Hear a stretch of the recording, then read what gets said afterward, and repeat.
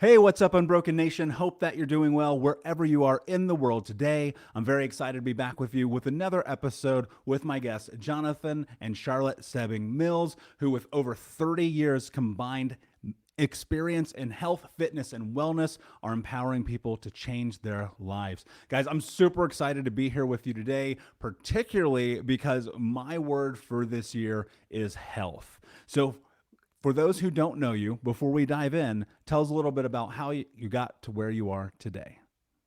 Definitely. I just want to say thank you for obviously allowing us to be on the show today. We're excited to be talking to you. My name is Jonathan Charlotte, and we are Wellness Theory. So, Wellness Theory is a company that we created where we help people to realize that when they're healthy and well, they can be a force for good in the world. Because something that we're so passionate about and is important to us is when we can get rid of unhealthy stress from our lives and really leverage healthy stress, we can really make a difference in the world, no matter how big or small. Yeah, and how we got here is, well, it's very unique really for both of us because we didn't always know each other, obviously. So for me, I was born and raised in the UK.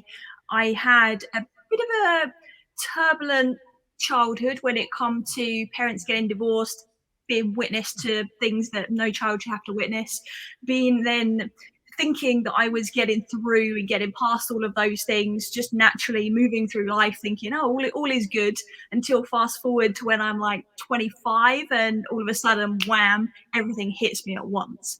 And I'd always been interested in fitness, and I'd always been in the fitness industry. I kind of fell into the industry at the age of 16. So fresh out of school, what I really wanted to do was actually join the military, because I was very much in a people pleasing space of my life. I decided to listen to family members and thought, okay, I'll go to college. If I still want to do that after, then I will. Lo and behold, I went to college, found a different path altogether. So what I ended up doing is working predominantly in the fitness space, all around fitness, nutrition, getting in shape, helping other people get in shape, whether it be for a wedding, for a holiday. And I always knew there was so much more to it. That, you know, people would get results for that occasion and then they'd lose them again.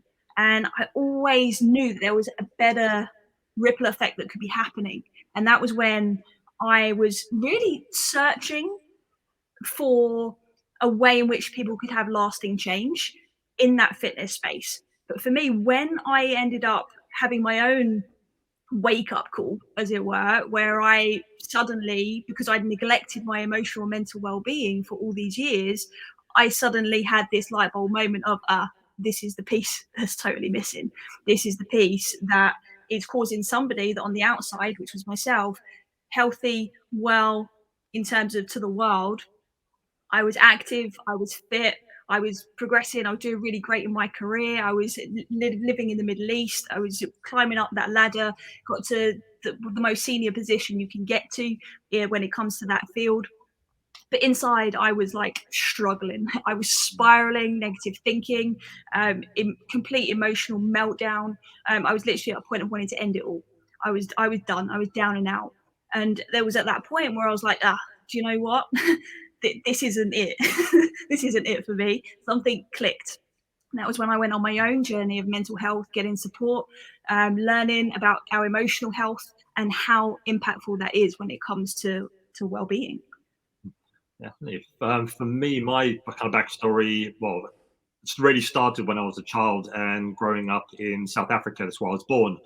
And one thing I learned, and the biggest thing I learned, was actually from my dad, but he didn't teach it to me consciously. It was something that I picked up from him as I grew up, which was about suppressing emotions. And I didn't realize that until a lot later in life, when I was growing up and hiding about expressing yourself, hiding those feelings, and just because as a man, you're not supposed to express feelings. So I grew up in that environment where my mother was very expressive, my dad was not.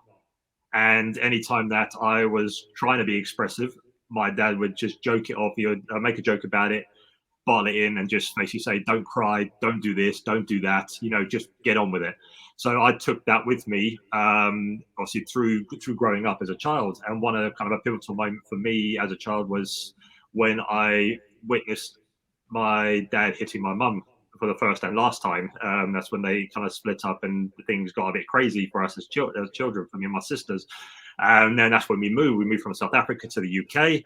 And growing up as a teenager, living with my mum, again, still suppressing those emotions and struggling to understand why everyone around me was happy enough crying and doing and expressing themselves, and I was what's wrong with people? Like, you're not supposed to show these emotions. And I took this into college with me. I took this into work with me, and I remember as getting into the workplace, my mindset was about, okay, I can't show emotions. I've got to be strict. I've got to be strong. I've got to be direct. Like, people need to understand that this is how it's going to be, and this is my way or no way. So I kind of went into the work environment, into the health and fitness industry, focusing on really kind of go, is keeping busy, training all the time, is being that kind of dictator mentality when it comes to being a manager, but also being a coach as well. So I took that with me. And when I couldn't get the results I was trying to get, I would get angry, I'd get frustrated, I'd get real just pissed off. And that would happen pretty much every 5 minutes for me. I got nicknamed the Hulk at that time. I was extremely angry person. Anyone who worked with me, even Charlotte at the time, we came to heads a lot of the time when we used to work together, because I couldn't understand that why I would tell someone, like, this is how you do it. I'd show them and they wouldn't do it. It's like, why? This is how you do it. This is the only way to do it. So why aren't you doing it? And I'd get myself worked up. I'd get angry. I'd be swearing every 5 seconds. And my way of releasing that wasn't expressing or talking about it. It was hitting the gym hard. It was training 6-7 times a week, sometimes 3-4 hours a day. And that would add a lot of stress onto an already stressed system. And I would be experiencing a lot of fatigue. I'd be on 9 coffees a day, trying to keep myself awake. That would actually have the adverse effect and just completely exhaust me. I started developing chronic pain. I started developing pain initially, and pain and tension. And over the years, that developed into chronic pain. And I started experiencing that in my back, in my spine. And I never used to look and experience these feelings that were inside. I used to, again, ignore them and block them off. And over the years, they got louder and louder and louder, and to the point where that chronic pain became so much I couldn't train anymore. I was struggling to eat, struggling to sleep, and I started to affect my vision. And that's when I knew that there was something going on inside that something wasn't right, something wasn't connected. And I was focused so much on the physical aspect of my health. I was trying chiropractors, I was trying physios, I had injections in my spine to try and relieve the pain I was experiencing, and nothing had a long-term effect. So it got to the point where I started to think there must be another way. And that's when I started to think outside of the physical and started to think, okay, what can I do that's different? And that's when I got into the mental and emotional sides of wellness and started to look at how I was thinking, how I was feeling, and actually start to process some of the emotions I was feeling. But first, I had to understand what I was feeling, because I had no idea. I was completely emotionally illiterate. The only thing I knew I was feeling was anger. I knew I was angry all the time, and I knew I was exhausted all the time. That was pretty much it. And then when I started to resolve these emotions, started to do some of that inner work, the funny thing happened is, after years, this was about 10 years of pain accumulating in the first half of my career. And when I started to pay attention and just sit and listen to myself and started to pay attention and get the help I needed, within weeks, that chronic pain just dissipated and completely vanished. And I remember standing up one day breath work was a huge win for me. It was a massive thing that affected my life. So about 2 weeks after doing a constant breathwork meditation that I really connected with, I remember standing up one day, and the pain, I just felt no pain at all in my body. I had no idea what was happening. And that was kind of when that light bulb moment went on, which was like, majority of pain is not a physical problem. It comes back to a lot of deep-seated emotional, mental, energetic issues that have been caused over years and years and years. They're just compounded. So for me, that light bulb moment, that aha moment was, health is not just about training and eating well. It's about the physical, it's about the mental, it's about the emotional, connecting all those together and understanding that our body is one whole, and we can't just focus on one and neglect the others, was just so key to what we do now with wellness theory and what we do with clients now. Yeah, both of your stories are incredible. And I feel in my own personal journey in life, a parallel with each of you individually and together. I remember a moment. I was probably 30 years old. It was the first time in my life I felt pain free. I'll never remember. I was standing in the kitchen with one of my very close friends and roommates at the time, and this was, gosh, almost 7 years ago. And I was literally crying. And she's like, "What is wrong with you? Why are you crying? Are you okay?" And I'm like, "I don't feel any pain right now." And that might have been, to my recollection, the first time in my life that I had had that experience, coming on the backside of a tremendous amount of, as we would call it, doing the work, showing up, going to therapy, breath work, journaling, meditation, the whole nine. And I think constantly and frequently, when you look at the research, especially if you're familiar with Dr. Folletti's work in the ACE survey, if you're familiar with Bessel van der Kolk's work in The Body Keeps the Score, if you're familiar with Pete Walker's work, everything kind of points to this idea that there is this really interesting correlation, probably based on causation of trauma and abuse and the extraneous circumstances we go through in our childhood, that lead us to this place where these detrimental health ramifications start to present themselves at 12, 18, 25, 35. And, what's really fascinating, I look at the experiences of many people who have been in my life who have gone through these traumatic experiences, who are now elderly, I should say, excuse me, and they're on a litany of prescription drugs. And I can't help but wonder, like, if they were to do some work, would this be different? Or, has it already been too far gone? One of the things I'd love to talk about and dive into is kind of the basis of wellness theory, where this has come from, what the mission is, what you're teaching, and what you want to accomplish with the company. Yeah, so the real kind of baseline of this is we ended up creating wellness theory off the back of not seeing it talked about enough, not seeing people talk about this correlation. Because in the fitness space, trainers are taught the very, very basics of psychology.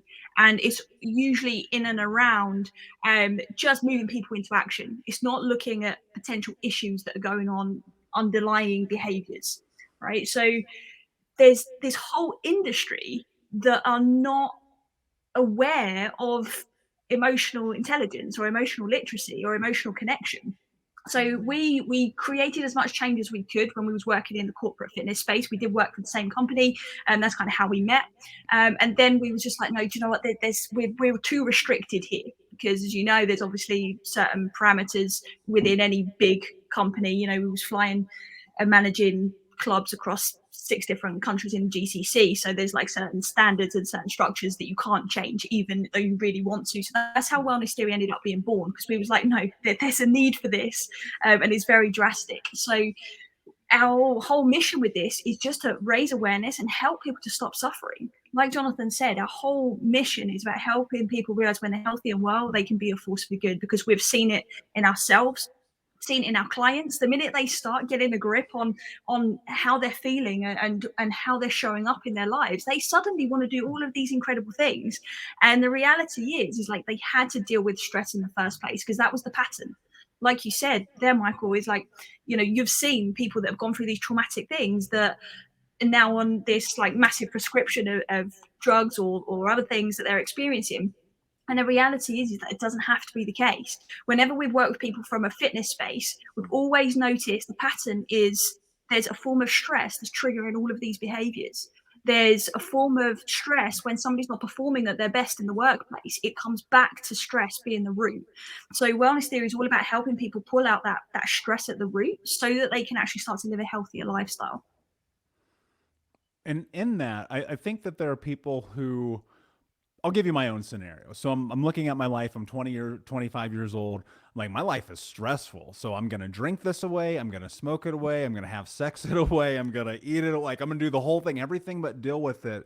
Because especially in Western societies, you find that the answer is always go to the pub, go to the restaurant.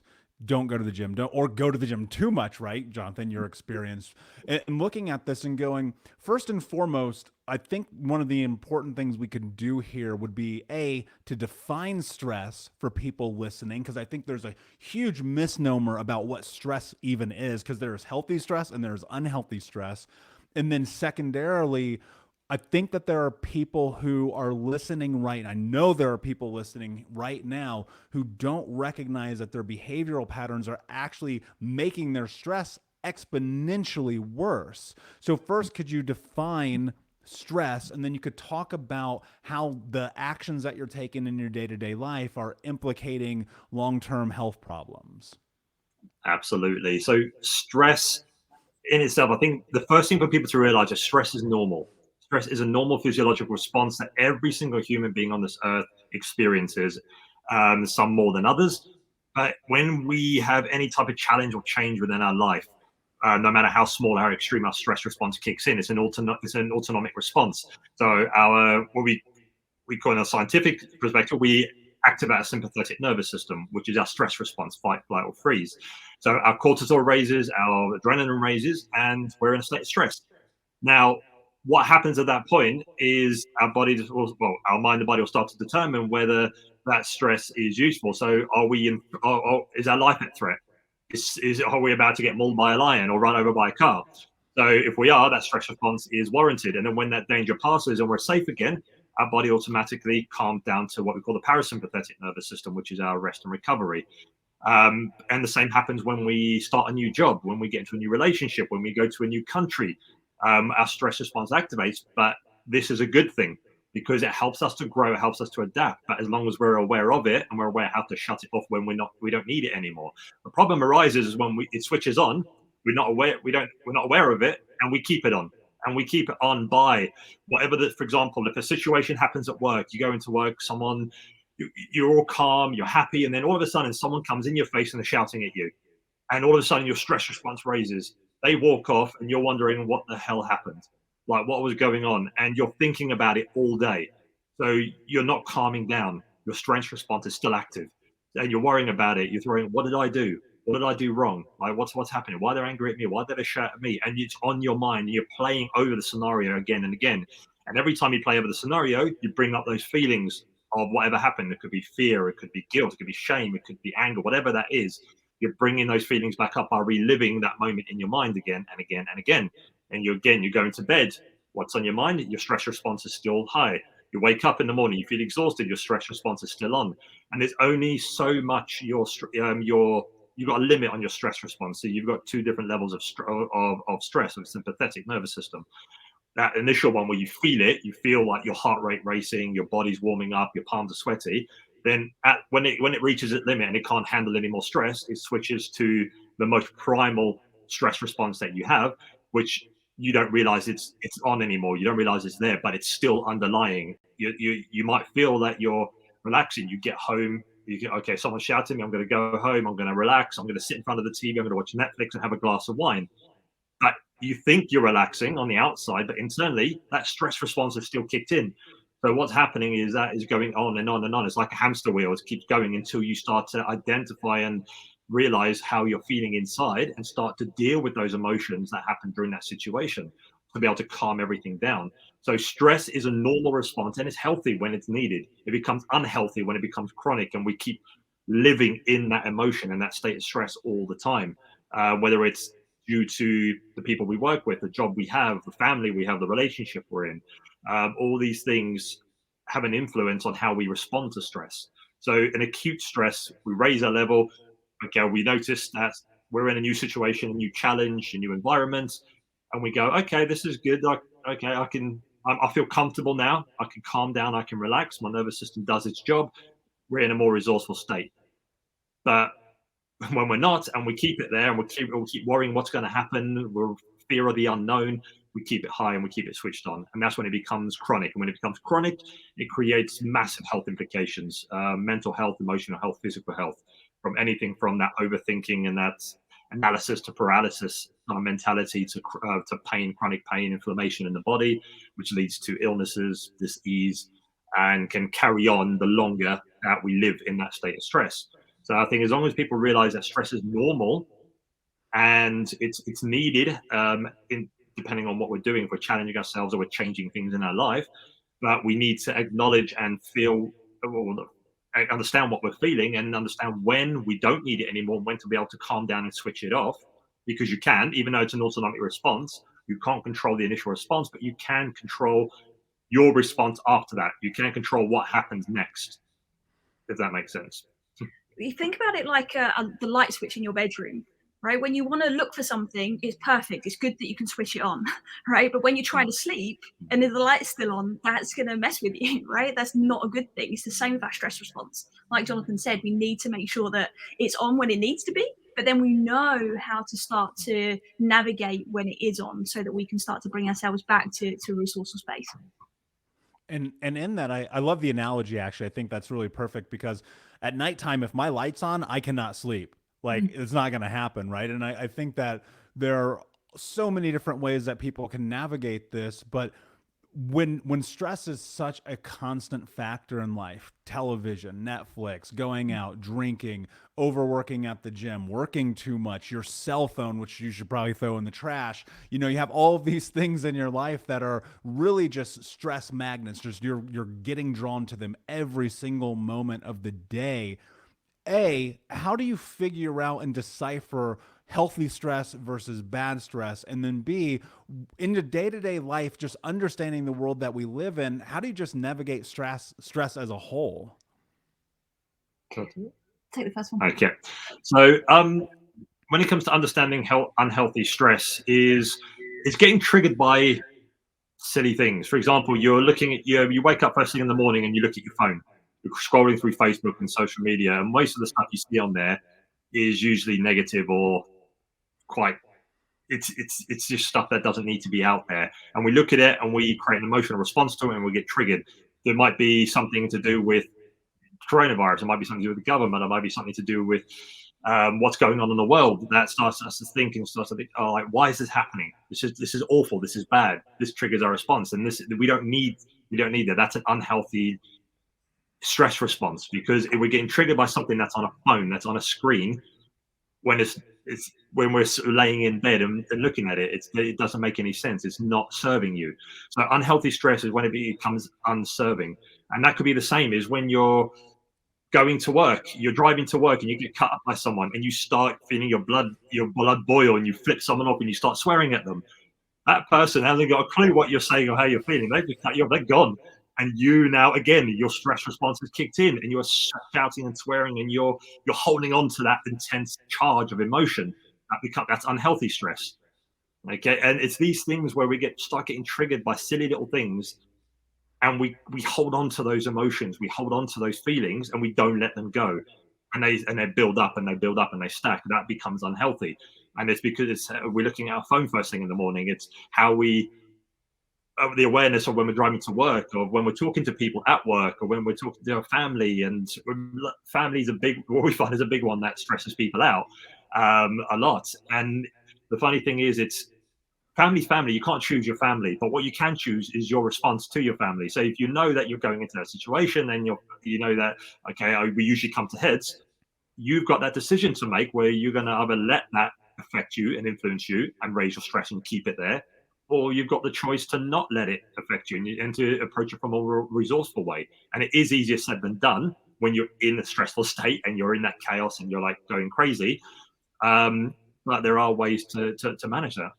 Yeah, so the healthy stress essentially is something that helps us grow, right? It challenges us, it pushes us out of our comfort zone, and is something that actually ends up being either a real good lesson for us or it ends up building something within us, right? So that's actually really, really healthy. And the problem is people get sucked into a lot of distraction and they give their power away to these things. So like Jonathan mentioned, the phone, the job, we start to allow these things to just become part of who we are instead of actually having our own sense of authority over our own lives. And that, I think, is where the big slippery slope can come in.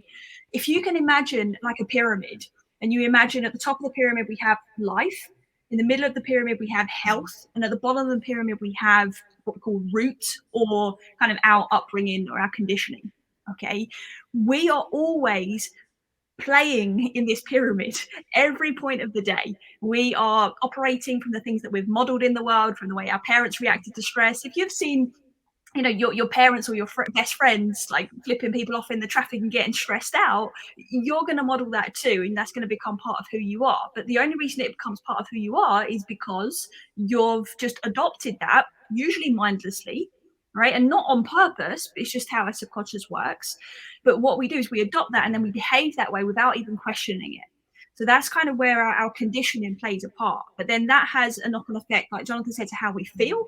You know, in the traffic scenario, you're going to go spend the rest of the day stressed out of your mind, or you've got this toxic energy inside of you, and then that might cause you to then snap at somebody else throughout the day and just have these little knock-on effects. And ultimately that then feeds you into that life level, and you show up in life in ways in which you wouldn't usually choose to.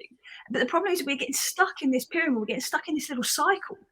And that becomes really, really unhealthy until we start to control what is going on at the root, what is going on in our well-being, in our actual health, like in terms of what are we doing about it, how attuned are we to even how we're feeling, are we even aware that why we are flipping people off in the traffic, are we aware why we're snapping at our loved ones?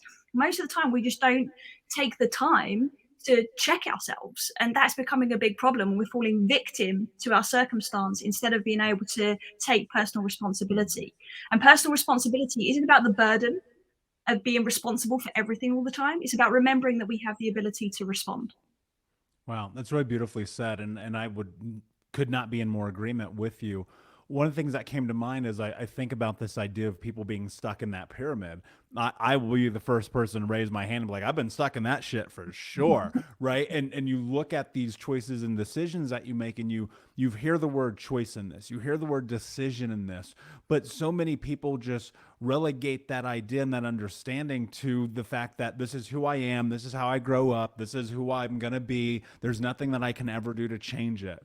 Now, obviously, there's conversations about limited belief and being stuck in a fixed mindset and things of that nature.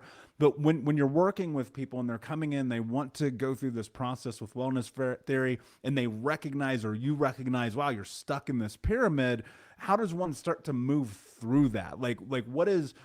what I would love to tap into is something practical that the Unbroken Nation listening right now can add to their life to look at, okay, am I stuck? How do I get unstuck? How do I get out of this pyramid? How do I live my life through choice and decision making?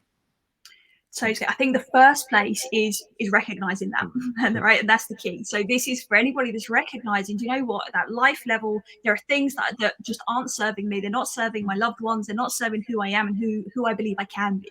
That's the first part. They need to recognize that actually when we are trying to change things in our life, because that's usually the thing, right? It's like we're stressed out, so we change the job, or the relationship's not working, so we change the relationship. We're trying to change the stuff in the life, and that's usually a big part of the problem. And often by the time clients come to work with us, it's because they've already tried to change all those things and they're still feeling this way, and they're still struggling with their own clues of stress, like negative thinking, overthinking, chronic pain, anxiety, all of these types of things. So what we always do with somebody in the very beginning, we need to help them to understand that the things that we can control ourselves, the easy wins and the low hanging fruit, are often in that health level. Okay, and there's 8 key pillars within that health level where anybody can start. Definitely, and these 8 pillars that we focus on the health level are obviously breathing and meditation as a kind of like the foundation, the key to tapping into every system in our body. We go from there into movement, and when we talk about movement, we're talking about mindful movement. So not just exercising in the gym, but moving your body, because it is such a vital thing to do. Is movement is the key to life for our physical body. From there, we also look at nutrition and hydration, which are 2 big things that a lot of people miss, especially the hydration part of keeping ourselves hydrated and functioning correctly. From there, we look at quality of thinking. We look at emotions in terms of emotional stability, emotional intelligence. We'll also look at sleep. Again, sleep's kind of the biggest win a lot of people can make in the shortest space of time that doesn't cost anything. So it's like it's the biggest return of investment they can focus on. And then the 7th one is energy. So checking on their energy. Is it consistent? Is it up and down? Is it like a roller coaster? Is it low constantly throughout the day? And then the last one we look at is action taken. So all those 7 above, if you're aware of your breathing habits and they're not great, if you're aware of you don't move much, and you're aware of your nutrition habits, your quality of thinking, your emotions, but then you don't take action on anything to improve and change things, it's pointless. It's like they said, the whole concept of knowledge is power, but it's an application of knowledge. It's okay knowing, but if you're not applying it to your life, then nothing's going to change. And that's even worse than not knowing, because not knowing is kind of like ignorance is bliss kind of scenario. But when you know and you don't do anything about it, that creates even more problems, because you know what's going on, you know what needs to change, but you're not making those changes that need to happen. And that can come down to people might not be ready to change. And I think that's a big key. And that's the first step is of that recognizing, like obviously, like you guys said, is recognizing that what's happening, but also being ready and willing to make those changes. Because if you're not ready and you're not willing, doesn't matter how much you recognize it, you're not going to do it. You need to be in that state of willingness and readiness to change. And that's half the battle. Once you're ready and willing, then the other half becomes a little bit easier. I'm not saying it's all like easy and you're going to do it like overnight, but having that level of awareness and recognition, but then being ready and willing to make those changes, that's the first half of the battle done.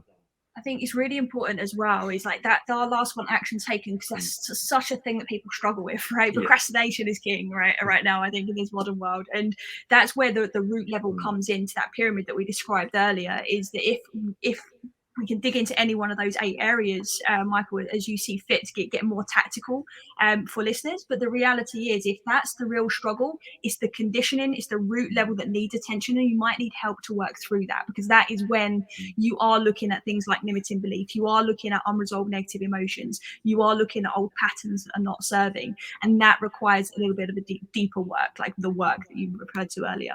Yeah, I love that. And I do actually want to go a little bit deeper, because Jonathan, you said something I thought was really interesting. And that's one of the easiest and quickest way to start creating change is around sleep. And there's research and studies coming out right now that just because of the lack of sleep that we're having, we are losing longevity. And that one of the things that's fascinating that's happening for the first time in the last like 250 years is that life expectancy is actually going down. And that terrifies me. What I realized and is that I've had insomnia for the vast majority of my life. And so I've had to put a tremendous amount of work around my sleep habits to make them forefront in my life. Because if I don't sleep, I can feel it. I don't coach as well. I don't write as well. I don't host podcasts as well. I don't do so many different things as well, right? But when I focused on sleep first, I noticed this huge difference in this trend line of health, of success, of business, of growth, of relationship, of career, like everything like really seemed to be around that foundation. So I would love to dive into that a little bit more, because it is free. It is accessible. There's no fucking excuses for anyone listening to this, because it's right here for you and we all do it. So I would love for you to talk about, let's rewind. Let's say someone listening right now is like me. I'm 30 years old, can't sleep, 45, can't sleep, whatever. My mind is always wandering. I'm always racing. I wake up exhausted. I go to bed exhausted. I'm up at 3 o'clock in the morning, even though I don't even wake up till like 7. The whole thing, all of it's just screwed up. What the hell do I do, guys? Well, I think if you're like that is definitely your priority and focus. And I think that's where a lot of people go wrong, is they feel like exactly like you explained, but they're focusing on nutrition or focusing on exercise. Sleep should be your number one priority if your sleep's not quality, because that affects every single area of your life, like you said. And once you get your sleep in order, it becomes easier to make those changes in every area. And there's so many things you can do when it comes to sleep, from external things to internal. So I know Charlotte wants to speak about the internal when it comes to the racing mind. So I'll let her go through some tactical things that people can do right now, especially if they're having a racing mind, overthinking, and they can't get to sleep. Just before I do, there's one really interesting study that I heard about quite recently, and that was that there was a big experiment done on like how much sleep people are getting, and they found that people who have less than 7 hours sleep a night, when they do almost like the equivalent of a breathalyzer test, but in the science world, you're actually at like kind of alcohol level, and you wouldn't be past it to be able to drive a car, just because you're having less than 7 hours. And when we're talking about 7 hours here, we're talking about quality. And this is something that we talk about with our clients as well. We need to look at the quality of sleep, because I'm sure you know there, Michael, there's so many studies. You've got to have 9 hours sleep, you've got to have 5 hours sleep, you've got to have 7 hours sleep. It's about the quality. It's about making sure you get the right sleep cycles and get the right number of sleep cycles as well throughout a night. So what's really, really important is that we are looking at first the environment that you're setting up for yourself when you go to sleep. And yes, that's external environment and internal environment. If your mind is racing, you need to take care of that first, right? That's part of the way, like when you brush your teeth before you go to bed, that needs to become one of those habits. We need to start to cleanse our thinking. But otherwise it is going to wake you up at 3 o'clock in the morning. So there's a few different things you can do. Something simple like a brain dump, where you literally take all of the thoughts that are in your head and you just whack them out on paper, not your phone, on paper. And you literally almost like just clear that frenetic energy that's in your mind, and you're getting that out of your system. You're getting it onto paper. You don't have to do anything with it. We're not judging it. We are literally just getting it out of our system so that we can just breathe, get into a good night's sleep, and then away we go. So that's kind of one thing. If that resonates, that's something key to try, because that can be really, really helpful. The other thing is something simple like breathing. Something so simple, just like box breathing. So to help clear our mind, we are literally just breathing in for 4, we're holding for 4, we exhale for 4, and hold it on the exhale as well. And we just continue going in that box pattern, and that will start to bring our nervous system down. So it stops fueling these thoughts. It stops fueling all of this excess energy that we don't need when we're trying to go to sleep. Those are just a couple of things that you can do just to help with the thinking side, because then you have a clean slate. Then you're like, okay, I've got the capacity for sleep right now, because your body knows what to do when you go to sleep. Yeah. And then you've got obviously the external. When it comes to the external things, there's so many things you can do right now to make it easier for your body to go into that deep sleep. And in terms of the room, sure, everyone's heard this, a dark room. You got a pitch black room, and there are so many studies done on this as well when it comes to light and sleep. There was one study in particular where they had a pitch black room with only literally a tiny stream of light coming in, that were basically, when it came in, it was shining on the participant's leg, and it wasn't in the face, anything like that. Everything was black to them, their eyes closed. But when that light hit their skin on their leg, they woke up within minutes. Their brain activity, their brain waves started to go into a waking state.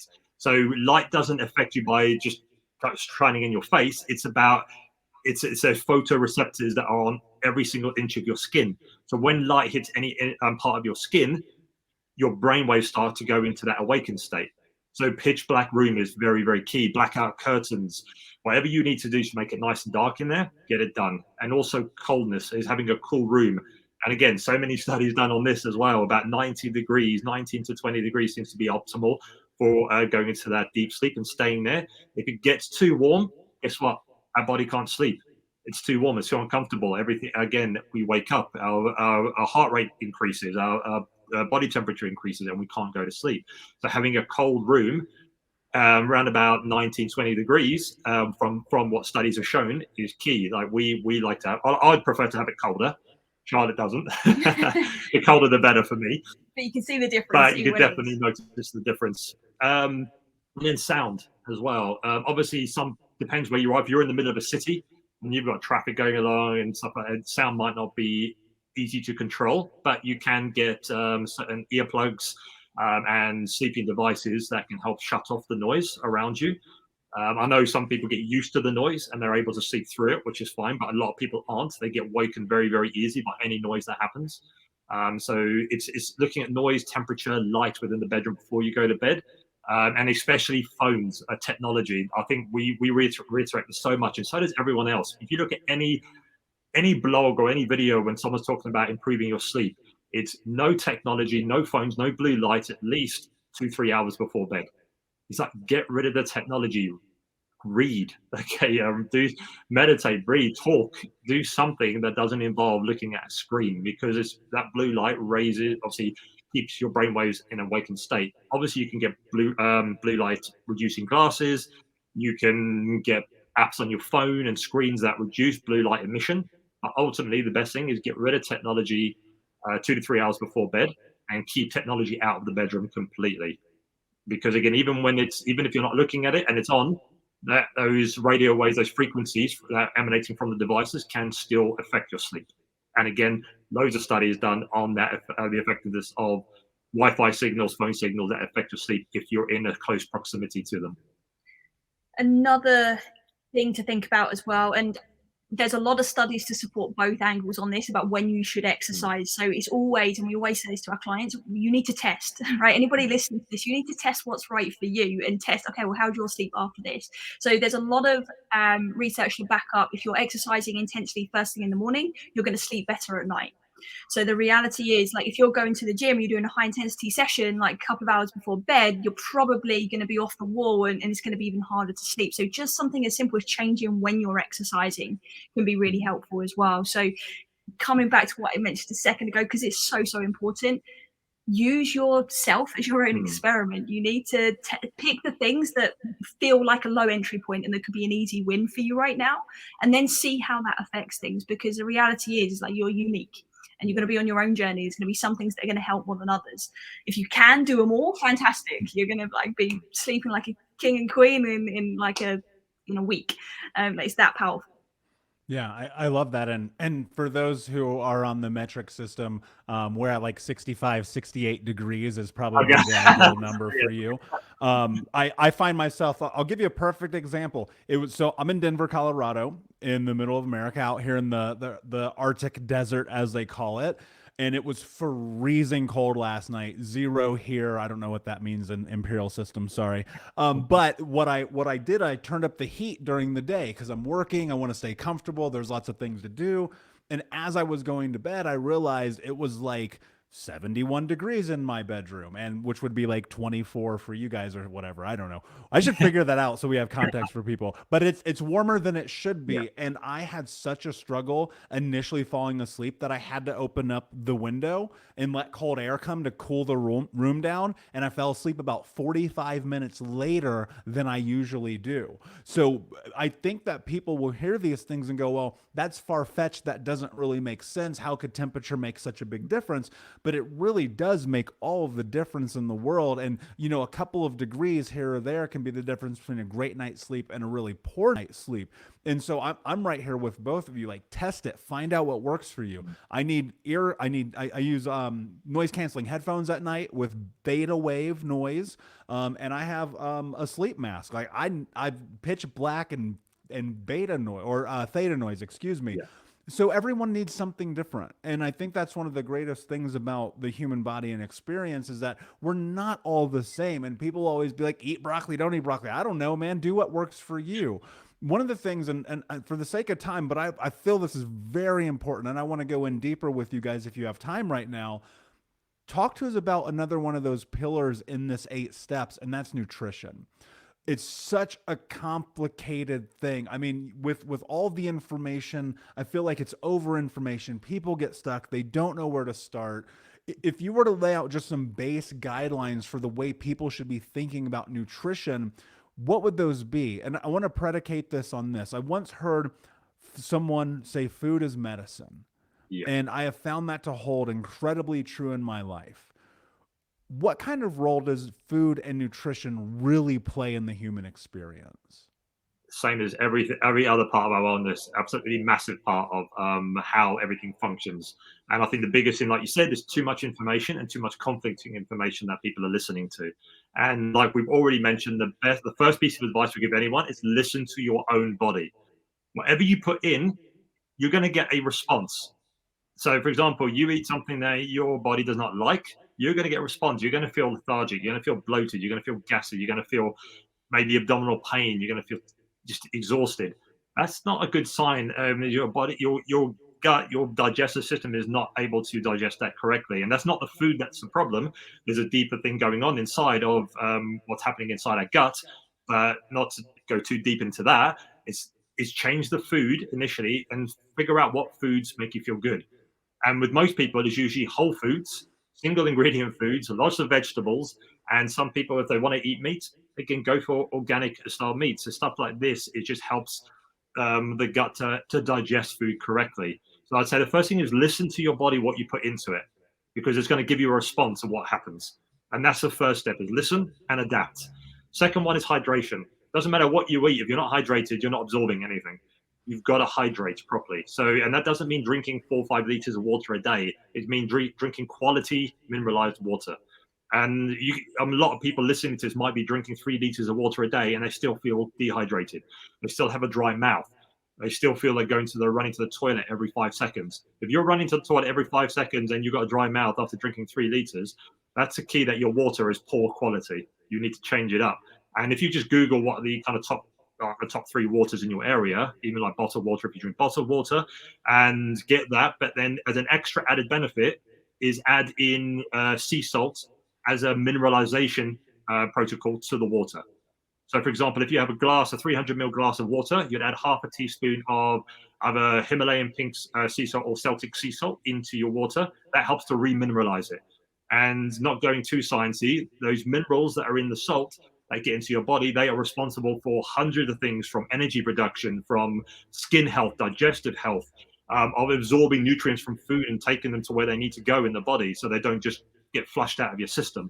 So they are responsible for so many things, and every system in our body functioning and all the organs functioning as they're meant to, just by adding half a teaspoon of good quality sea salt into your water. When you drink it, helps to remineralize it. And what you notice is that you go from drinking 3 liters to probably half of that, and you feel hydrated, because it's not the amount you're drinking, it's the quality of the water that's now not just passing through your system, it's actually getting absorbed into every cell of your body and hydrating you and doing what it needs to do. So that would definitely be a big win when it comes to nutrition and hydration. One more thing I would add to that is the state you are in when you are eating. If you are super stressed out of your mind and you haven't taken a minute to just calm yourself, right, just by simply breathing, super simple, then your body isn't going to have the capacity to be able to digest the foods that you're having. So again, you could be eating like the freshest diet ever, the cleanest diet you can imagine, and if you're eating when you're stressed, like, your body is not going to be able to utilize it, so it's really pointless. So just taking a few deep breaths before you eat can just put your body into that space of rest and digest. Right, it's literally what it's called. So what we want to do is make sure that we're creating again that internal environment so that we are able to then use it effectively. Yeah, and I think one of the things that's so important is recognizing that, especially for people, and I know many of the Unbroken Nation audience who have grown up in trauma environments or had traumatic experiences, that we can often be dissociated. You know, I remember these moments in childhood, in my teens, in my early 20s, and I mean, even now, like, if I get triggered, because like it still happens, right? I'm like, if I eat and I'm in a hyper aroused state, I like engulf that shit so fast, my body cannot possibly break it down because I've not chewed enough to start creating the saliva to digestive enzymes to kick in for me to actually produce the natural normative response of the human body to break down food to turn it into fuel. And so I love what you just said. I think that's probably one of the most important things anyone's ever said on this show about eating, is that you really do need to take a moment. And I would even recommend doing it at every single meal. I saw a study, I want to say it's from Cambridge University, but I don't want to swear by that, in that they found that people who prayed before eating digested better than people who just ate, because it was just that single moment of pause prior to eating that helped them come back into their body. And so I think that there's obviously so many different ways, whether it's prayer or meditation or breath, but you know, to just be present. And like I feel like I'm hearing that being the repeating aspect of this entire conversation is like, pay attention, be present, be in your body. I would be remiss to not ask you guys this question though, because I think it's really, really important in this topic. There are people who are listening right now who will tell you, yeah, guys, heard this a million times. But they fight themselves at every turn. One more episode of Netflix before bed. I'm going to eat the bag of chips. It's fine tomorrow. All of these things that happen in their life where they are on the precipice of massive change, but they don't do it. They feel it, they hear it, they see it, their body's decomposing, they're breaking down, they're destroying their life expectancy, but they're consuming this every single day. I know you're listening right now. I'm talking to you. What I want to know here, if you're in this position and you're working with a client like this, and they're in this place where they just, for whatever reason, cannot seem to hold true to the promise that they made to change the sleep, change the food, change the nutrition, start hydration, workout, whatever that is, what advice would you give to those folks? A super simple piece of advice would be to look at your non-negotiables or your habits and check who they are made for. because the reality is you're adhering to old habits that you're comfortable with. Your habits aren't designed for the person you want to be. So non-negotiable means exactly that. They are non-negotiable. Like a earthquake could come and you would still do this thing to a point. The reality is like it becomes so important, and we need accountability for that. We need consequence. We need often a community. When we're trying to do something alone, is 10 times harder. So if we can create that environment and that level of accountability, that really, really helps. But if even with those things, there's still a struggle, you have to go deeper into the conditioning and start to look at, where is this pattern formed? What is it about this pattern that is causing you to gain something more from it? Because the reality is we're gaining something from having this problem. And it can be just instant gratification. It can be that this just helps me feel safe. And the reality is sometimes that is the case, and there's lack of stability somewhere else in their life. So they then make up for it by watching that extra Netflix show. So we have to go back and look more deeply. Okay, how have these patterns formed, and also what are the unresolved emotions that are attached to it? Because we're still swimming in that pool, even though our mind is telling us we want to be over here, we want to be further along, we want to be, achieving our highest level. The reality is that there's still something in that old conditioning that is still holding you and playing a part. So, you've got that kind of first point that I mentioned around the non-negotiables. That can be a quick and easy win for people, but I'll be honest, that pyramid that we spoke about at the beginning, lasting change happens when you deal with what is going on at the root, what is going on in that conditioning, because there you then get to propel forwards in a way that is exponential. It's beautiful. Before I ask you my last question, can you tell everyone where they can find you? Yeah, so you can find us at our website, thewellnesstheory.com, where our contact information is on there. And also we're very active on Instagram at Wellness Theory. So any of those places you can contact us and find us more about what we do. Brilliant. And of course, we will put all of those links in the show notes. My last question for you, my friends, what does it mean to you to be unbroken? So for me, this is a really interesting one, because I don't see anything as broken. We are all part of one and the same, right? And if we can really wrap our heads around that and we can really start to embrace that, we realize that we're just starting to come together in a new way. And that's actually probably the healthiest thing in the world. When we see ourselves through a broken lens, it's always going to be colored that way. If we actually play pretend for a moment and imagine, actually, no, we're not broken, we're just exactly where we're supposed to be, I think we'll start to see the world through a different lens, and we'll start to see our own healing journeys through a different lens too. Mine's very, very similar. I've always been under the same thought process of that we don't need fixing. There's nothing wrong with us. There's nothing wrong with anyone. Okay, like everything you're experiencing is for a reason. And like we said, the whole message of this kind of podcast has been about listening. It's been about paying attention to yourself. Like everything that's happening to you, everything happening to you is happening for you. And it doesn't feel like that when you're in it, and it's you're really feeling down and in the dumps, and you're feeling depressed and anxious. But it's just, those are signals, and it's time we start listening to that. And when we start listening to that, we can start to untangle all these things, all these feelings, all these emotions, all these thoughts, all these sensations, and start to actually align with what it is we want, the direction we want to go in. When we start to realize that we're not broken, we don't need fixing, we just need to pay attention to ourselves and what these signals and these signs are telling us. That's when we can start to actually create the life that we want, and we can create who we want to be. So I'm a big believer in that. When someone says, "Oh, there's something wrong with me," there's nothing wrong with you. You're exactly where you need to be. You just need to listen to be able to advance and progress. Brilliantly said, my friends. Unbroken Nation, thank you so much for listening. Please like, subscribe, comment, share, tell a friend. And until next time, my friends, be unbroken. I'll see ya.